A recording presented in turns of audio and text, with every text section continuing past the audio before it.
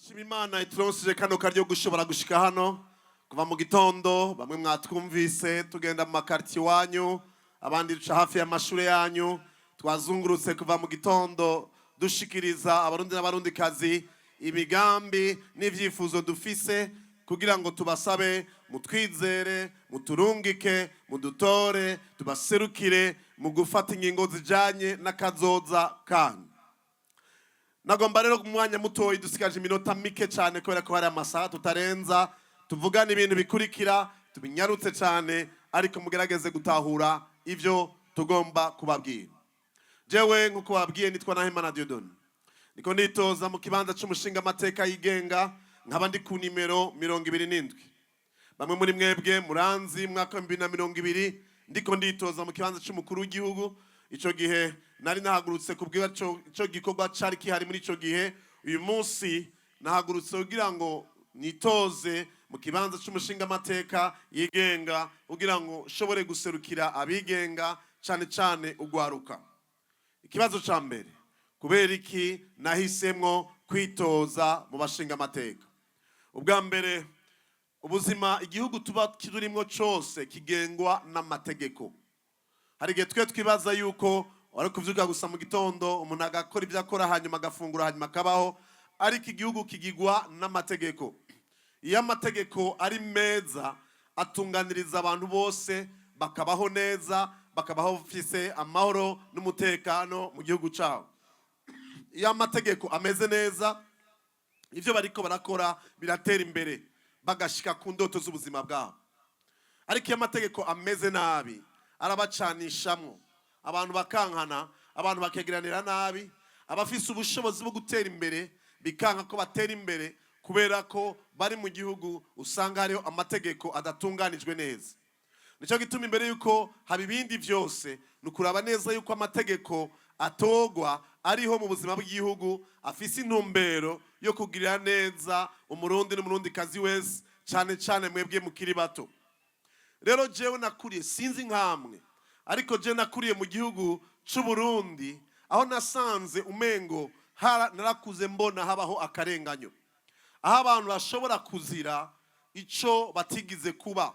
Umuntu akazira aho yavukiye, umuryango yavukiyemwo, umuntu akazira kumbure kubera ko yakuriye mu ntara canke ari muri province itavamwo umutegetsi akomeye mu gihugu, umuntu akazira kubera ko ari umukobwa maze abahungu bakaja mu mashure nawe bakamureka ntatera imbere, umuntu akazira ko atari mu gisagara ari uwa ruguru ntagire uburenganzira nk'ubwabo mu gisagara bafise, umuntu agasanga ariko arazira ibintu vyinshi bimusubiza inyuma, naho yaba yifuza gutera imbere ntashoboye gushika kure mu buzima bwiwe. Ivyo vyavyaye iki? Vyavyaye ubwicanyi, vyavyaye kuganira nabi hagati y'abonsi rimwe y'abavukanyi, abantu bagiye barasubiranamwo. Simfise imyaka myinshi ariko iyo mfise nakuze numva intambara mu Burundi. Nakuze numva abantu basubiranamwo, abantu bagiranira nabi. Umuntu ashobora kuvyuka mu gitondo, arivyo nabonye n'amaso yanje, ukabona umuntu murajanye kw'ishure ariko hagera akanya gatoyi ikintu bikaza ikamuhitana agapfa, atazi iyo vyaje biva, atazi ico vyaje bivako. Benshi muri twebwe twarahindutse impfuvyi bivuye gusa kubera ko hari gutunganywa kubi kubujanye n'ivy'intwaro. Ugasanga twama twisanga imisi yose, twama twisubiriza mu njyane, mu macakubiri, mu bintu biza kubabaza ubuzima bwacu. Ni bake kumbure batoyi bari ngaha, ariko abakuze murabizi mwese, nta muntu atabuze, nta muntu ataciye ahantu harara mw'ijoro ahagaritse umutima. Ndavyibuka nza ngaha mu myaka 2000 na kangahe tuza amabomba akoroka variya mu misozi, abantu imitima igahagarara, ugaca mu bihe bitoroshe. Iyo vyose biba vyavuye kubera ko imbere yaho haba habaye ugufatwa amategeko canke uburongozi butuma hariho abantu bacinyizwa, bakumirwa muri ryo canke ubundi, canke akazi ibindi bizana ubwicanyi, amacakubiri, ugasanga bitumye abantu bama ariko barisubiriza mu nzankane zitagira uko zivugwa. Ibindi twarabibonye twese, abakiri bato murabizi, urashobora kuvyuka mu gitondo ufise indoto yo kuzoshika kure mu buzima bwawe. Uyu munsi nimba mpagaze hano n'aba turi kumwe kugira nshike ngaha vyantwaye ikiguzi kinini, ariko bari barambwiye ngo nzizopfashitse kure mu buzima bwanje kubera ko navukiye mu Burundi, kubera ko nakuriye ahantu ruguru, ahantu hitwa kumwe ngo ntihateye imbere. Ibintu byose byaza kumbwira ngo indoto zawe nuzovuza ishitseko, nta kizopfa gikunze mu buzima bwawe, ngo uzopfa atacushitseko kubera ko abavyeyi bawe badatunze, abavyeyi bawe badakomeye muri leta, abavyeyi bawe badakomeye muri canke biri. Ugasanga umuntu aravuka afise indoto zo gushika kure ariko zigapfira aho kubera ikibano ciwe n'ahasanzwe abaye. Twese turakura tukisanga hariho ubuzima aho umuntu asanga ariko arabaho ubuzima buruhije bitamuvuyeko. Siniko ndavuga ibiriko birabagusuye umunsi, niko ndavuga ibyabaye no kuva kera, uko imyaka yagiye isubiriza muri kahise ku Burundi. Ariko ugasanga umuntu arashobora kuba mu gihugu dushobora kurima ivyimburwa biva kuva mu Kirundo gushika Makamba, ariko kumva inkuru ko hari abantu bashobora kwicwa n'inzara, ko hari abantu bashobora kudafungura gatatu ku munsi. Ivyo twagiye turavyumva muri kahise k'igihugu. Ugasanga ari ibintu byinshi biza ukibaza uti mbega vy'ukuri Imana natwibagiye, Imana naduhevye, Imana ntigeze yifuza ko natwe dushika kure nk'uko abandi mu bindi bihugu vyiyo kure bashobora gutera imbere. Rero maze kwiga ku ijambo ry'Imana natahuye ko atari Imana igomba ko tubaho ubuzima. Ubuzima ndi umukozi w'Imana, ndigisha ijambo ry'Imana, ndazi ko umuntu wese Imana yamuremeye kubaho ubuzima bwiza, yamuremeye kururanirwa. Waba uba muri Brazil, waba uba mu Bushinwa, waba uba muri Afrika y'Epfo, waba uba mu Burundi, nta muntu n'umwe Imana yaremye kugira ngo abeho yicuza kuba yarabayeho. Umuntu wese Imana yamuremye kugira ngo abeho afise ibimukwiye kandi ashobora kurota gushika kure mu ndoto z'ubuzima bwiwe. Nagomba rero ngo uyu munsi tuvugane igituma nibaza ko kano karyo dufise k'amatora ari akaryo kagomba kuguha uburenganzira nawe bwo gushobora guhitamwo abagufasha gutora amategeko yitwararika ibibazo ufise kugira ngo ushobore koroherwa mu buzima bwawe, maze ushobore kubaho ubuzima nk'ubwo Imana guteguriye.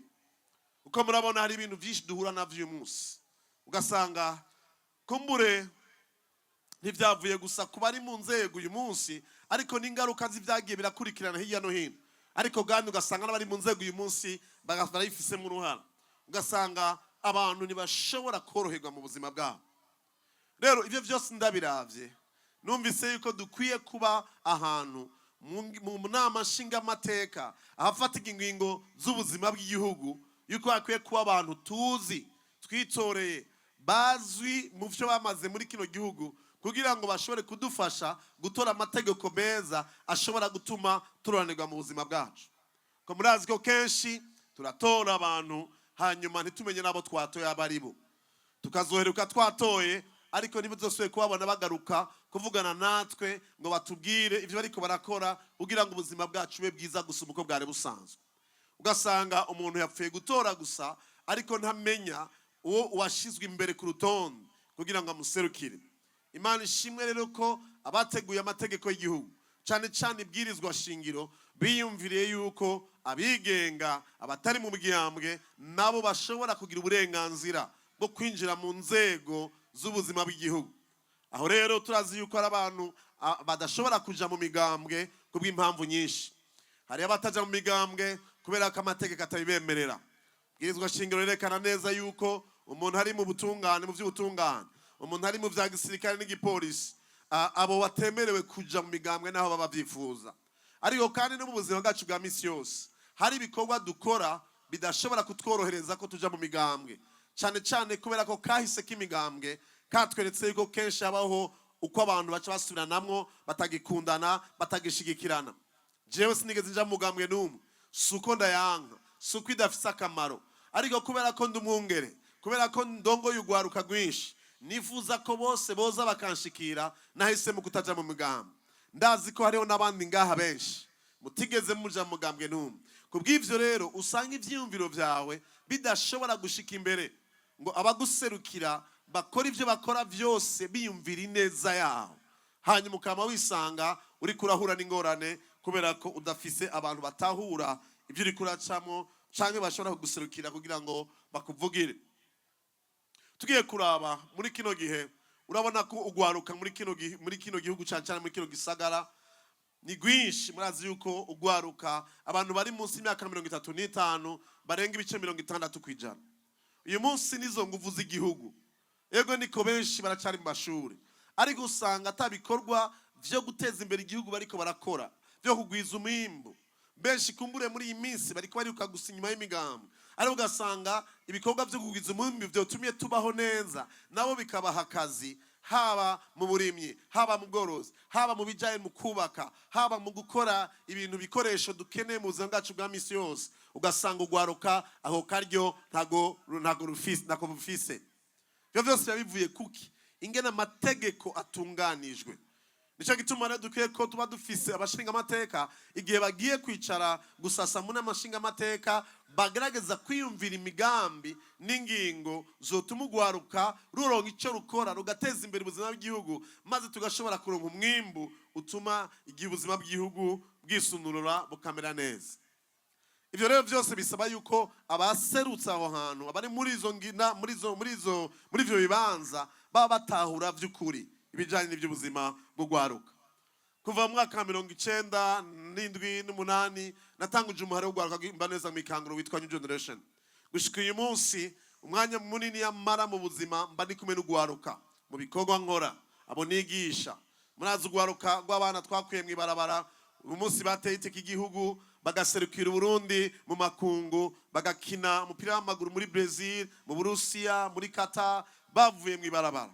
Bajya bose bari mu rugwaruka dusanzwe dukurikirana ku munsi ku munsi. Turazi indoto yanyu, turazi ingene mwifuza gushika kure, ariko yabaje kugwaruka rwinshi rwibaza ko ruzotera imbere ko rwagiye mu mahanga. Jewe sinigeze nja kuba mu mahanga, ndagenda hirya no hino ku isi, nibaza ko atakwezi imara ntafashe indege, ariko sinigeze mva ngaha mu Burundi. Narabonye ko umuntu ashobora gukora agatera imbere ari muri kino gihugu, agashobora gushika kure naho abavuye kure nka jewe nabaye mu buzima bugoye muri kino gisagara ca Bujumbura. Rero birashoboka kuri mu Burundi ushobora gutera imbere, ariko bigusaba ingufu nyinshi cyane igihe ibitunganijwe mu mategeko y'igihugu bitakorohereza. Ikindi nuko turana n'abandi atarugwaruka usanga batiyumvigwa ko mu bijanye by'amategeko. Abantu bagendana ubumuga, abantu kumbure kubw'impamvu zikanaka batashoboye gushika kure mu mashuri, usanga iyo hageze kwiyumvira iby'ubuzima bw'igihugu twiyumvira cyane kuri babandi ba fonctionnaire, abantu bakora ubuzi bukomeye gusa, ariko tukibagira yuko babandi bakora mu mazu, babandi bateka, babandi barereza abana, babandi bacunga impangu ko bafise uburenganzira bungana n'uwagize kaminuza, kuko bose bafise amategeko abubahiriza cyo kimwe.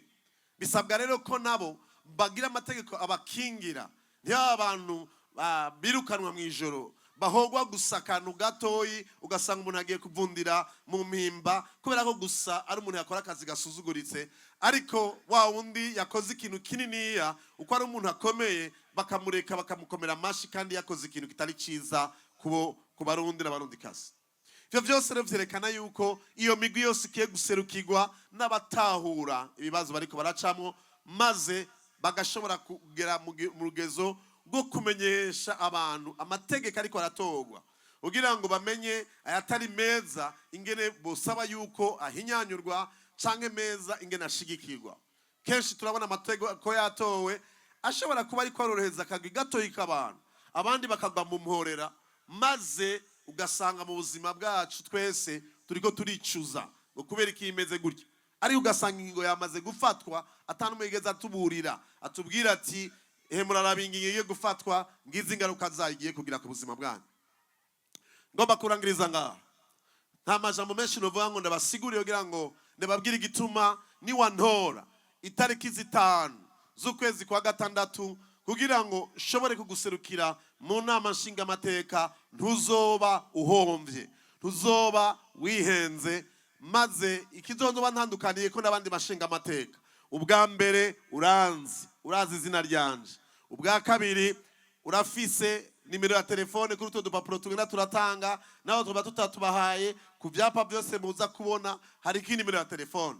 Naremeye yuko jewe singiye kwitoza ko ngiye kurondera amafaranga y'umushahara, ivyo nkora birantunze, ibi byose mubona twe turakoresha ngaha ni uburyo bwanje n'abagenzi banje banterereye, si uburyo bw'igihugu, nta munyepolitike n'umwe yigeze anterera, twaje kubikora n'uburyo bwacu twaziganyije mu giringo kanaka.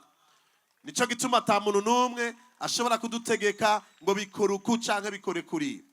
Narigeze kumva muri 2020 abantu baza kuvuga ngo uriya bamutumye ngo bamuhaye amafaranga. Mpazane by'ukuri ushobora kwibaza ko ndafise uburyo bwo gushobora gukora bino bikorwa. Wantumye ninde? Hari umunsi numwe wigeze umona ndiko ndavugira umuguyu canke uriya. Twebwe ntituri mu bagwanya ubutegetsi kandi ntituri mu bari mu butegetsi. Ni kuvuga ntituri muri opposition kandi ntituri muri mouvance. Ariko turabigenga duhagaze hagati na hagati kugira ngo tuzane ivyiyumviro bishasha bituma abarundi batari gusa baguma bavuga bati have ndahaje, ariko twiyumvire kazoza keza twifuza gushikamo twese. Rero cyo gituma navuze ngo umushahara bazoma canke agashiruka buteka Umushingamateka tuzogasangira n'abazo ariko bakora mu biro vyanje nk'Umushingamateka bazoba bafise telefone yo kwakira ivyiyumviro n'ibibazo nimwitwariko mufise ku munsi kugira ngo nihagira ikibazo kiza giteza gushikanwa imbere mbefise amakuru akwiye. Icya kabiri nuko navuze yuko makomine 11 agizwe intara ya Bujumbura nuko nibiburiburi nzosubira kugaruka nkaza kubagendera nimiburiburi rimwe mu mwaka. Navuze gake gashoboka kugira ngo nsubire kuza ndababwira ingene biko biragenda, ndababaza ivyo mwiyumvira, ariko kandi turondera ingene dutorera umuti ibibazo byo mu kibano tutarinda guhamagara leta n'abandi ngo baze kubikora. Ubwa gatatu nico nyene mpeje kuvuga nuko tumenyereza abantu gukorera hamwe. Ivyo kubanza kurindira ngo abantu bavuye kure bazobidukorera, leta nizo dukorera ibintu tukabireka. Nimba ari ikiraro ca bomotse tucubake hamwe. Nimba ari ishuri keneye gusigwa irangi, abantu bo tuje hamwe nk'abo muri komine nk'abo muri zone tuyisiga irangi, dukora ibishoboka byose igihugu cyacu tukiduze. Nitwame twidoga gusa ku munsi twama twidogera gusa bari mu butegetsi, ejo bagahinduka hakaza abandi, ariko ugasanga twama dusubira muri vya bindi nyene atakintu gishasha. Kubera iki? Kuko natwebwe twese twareze amaboko atana kimwe twaterereye kugira ngo ibigende neza. Rero nico gituma ndagusavye ngo mu gihe cyo kwinjira mu kazu kitora uzarabe inimero 27 Nahimana Dieudonné ushire utoke gwawe nk'ikimenyetso kuvuga ngo ndashigika ivyiyumviro vy'abigenga, nanje nduwigenga ngiye kwifatanya n'abandi kugira ngo dutegure kazoza keza ka kino gihugu.